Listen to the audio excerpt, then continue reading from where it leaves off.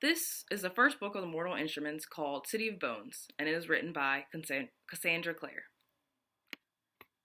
In this book, Clary Freya wakes on her 18th birthday to figure out that her life isn't as mundane, a pun, as she thought it was. After finding out that her mother had just been attacked by a pack of demons, and that her mother also had married a psychopath named Valentine, who thinks that shadow hunters, Nephilim, or layman's terms, half human, half angels, are the superior race, and that all downworlders, vampires, werewolves, warlocks, should be wiped from the face of the earth, and even humans should cower in the fear of the vast, great power of the shadow hunters. As she meets her brother, Jace Whalen, and his group of friends in order to find a way to destroy Valentine and stop him from taking over the shadow world. This passage comes from page 268.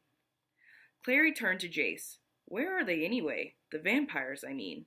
Upstairs, probably. They like to be high up when they sleep, like bats, and it's nearly sunrise. Like puppets with their heads attached to strings, Clary and Raphael both looked up at the same time. There was nothing above them but the frescoed ceiling, cracked and black in places as if it had been burned in a fire. An archway to their left led farther into darkness.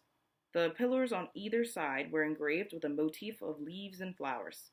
As Raphael glanced back down, a scar at the base of his throat, very white against his brown skin, flashed like a winking eye. She wondered how he'd gotten it. I think we should go back to the servants' stairs, she whispered. I feel too exposed out here. Jace nodded. You realize, once we get there, you'll have to call out for Simon and hope he can hear you. She wondered if the fear she felt showed on her face. Her words were cut short by a blood-curdling scream. Clary whirled. Raphael! He was gone. No marks in the dust showing where he might have walked, or been dragged. She reached for Jace, reflexively, but he was already moving, running toward the gaping arch in the far wall and the shadows beyond. She couldn't see him, but followed the darting witch-light he carried, like a traveler being led through a swamp by a treacherous will-o'-the-wisp.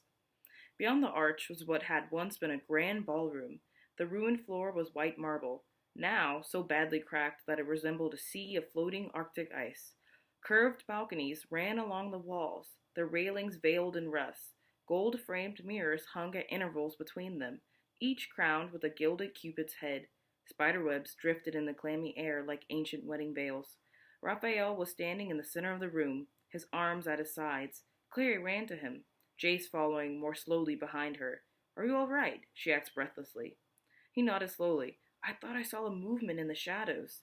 It was nothing. We've decided to head back to the servants' stairs, Jace said. There's nothing on this floor. Raphael nodded. Good idea. He headed for the door, not looking to see if they followed. He had gotten only a few steps when Jace said, Raphael! Raphael turned, eyes widening inquisitively, and Jace threw his knife.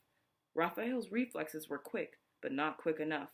The blade struck home, the force of the impact knocking him over. His feet went out from under him, and he fell heavily to the cracked marble floor. In the dim witch-light, his blood looked black. Jace! Clary hissed in disbelief, shock pounding through her. Jace had one hand fisted in the material of Raphael's shirt, Sanvi in the other. It was glowing with such bright light that Clary could see colors again. The peeling royal blue of the wallpaper, the gold flecks in the marble floor, the red stain spreading across Raphael's chest. But Raphael was laughing. You missed, he said, and grinned for the first time, showing pointed white incisors. You missed my heart. The Mortal Instruments are loved by many people, and it's a very popular book series. And I can't lie, the first book was absolutely addicting, and I went immediately to Barnes and Nobles to buy the second one. The book is full of action and love and danger, and it's all very exciting. And anything related to the supernatural is always a very interesting topic to read. I hope that a lot of people find it as riveting as I did.